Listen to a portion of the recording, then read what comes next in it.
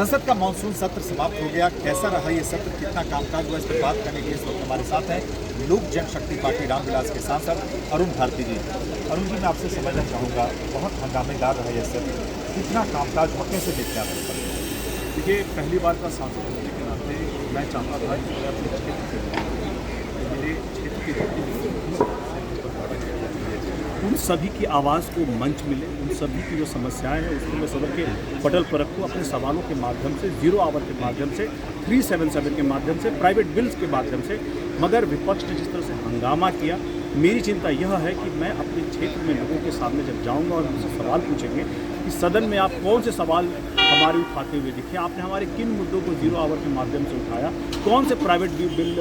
Bill लेकर के आए जिससे हमारे क्षेत्र का विकास हो, इन सारे इस पर मैं जनता के सामने कैसे जवाब दूंगा, यह मुझे सोचना है। अभी सरकार के कार्य काज में जिस तरह से लगातार विपक्ष ने सदन को बाधित किया, काम नहीं होने दिया, बिल पास हुए, अच्छी बात है, मगर उन बिल पर अगर चर्चा होती, बेहतर निष्कर्ष निकल करके आता, बेहतर सुझाव आते, एक सकारात्मक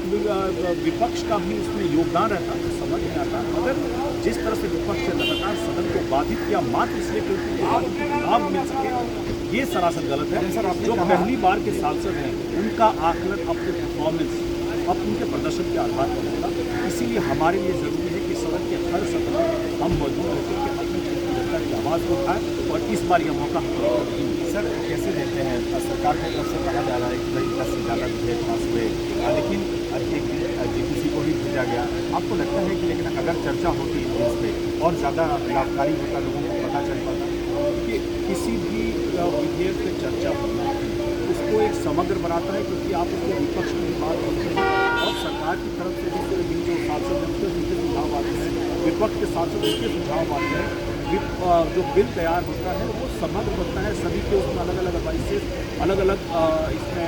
ऑब्जेक्टिव्स आती हैं, और बिल पूरे समाज को ध्यान में करके पास होता है। सरकार ने बिल पास किया, अच्छी बात है, ज़रूरी है, मगर इस पर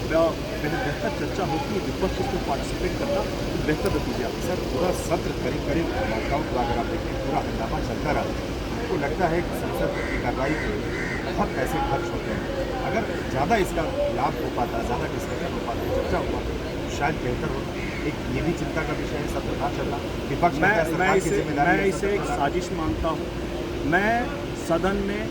पंडित पासी पासवान,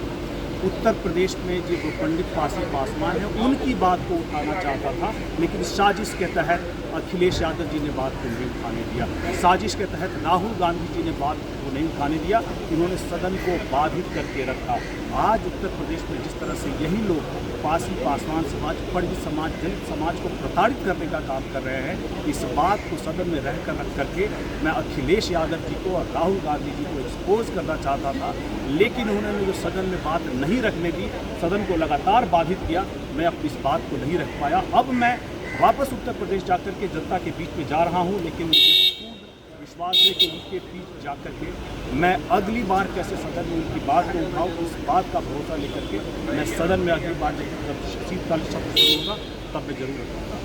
सुमन कुमार, जी मीडिया, दिल्ली।